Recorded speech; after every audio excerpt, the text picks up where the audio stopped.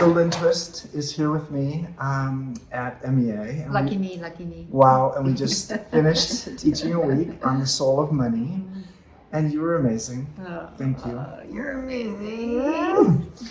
All right, so let's talk about purpose. Okay. So when you hear that word, what does it make you think, feel, and experience? Well, I think it's really like why we're born, to fulfill some sort of a purpose. And for me, I've been so fortunate because when I was a young woman, I found this incredible opportunity to give my life to something that was larger than my own life starring me. You know, if you're living your own life starring you, that's a life worth living.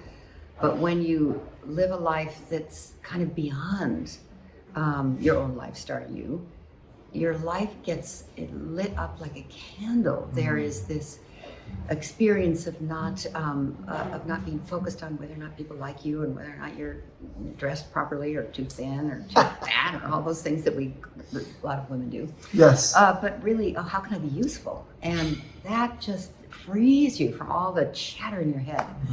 So, and I feel like for me, I've been given the opportunity to work on things that are not only larger than my own life, but that I can't accomplish in my lifetime, which is really awesome because then you don't take credit. You're not about credit.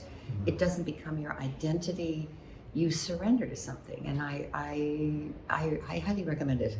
So two thoughts that you just said that I just want to drill down on and then let you talk further about it. So first of all, useful. You use the word useful. Yeah. And isn't it interesting how many of us as we get older are so focused on trying to be youthful? But wouldn't it be nice if more of us just thought about being useful? Exactly. And then the second thing you just said, I already lost my train of thought, but it was about doing something beyond your lifetime. There's a Erik Erikson says, the developmental psychologist, I am what survives me.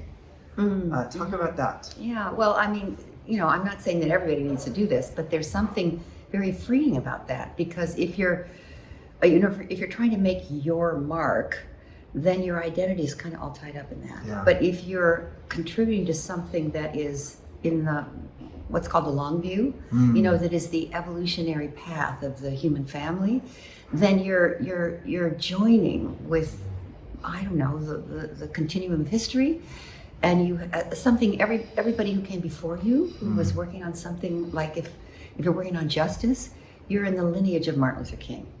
If you're working on, consciousness, you're in the lineage of Alan Watts. You know, you can sort of stand on the shoulders of these amazing people, make your contribution, and then know that it will go on.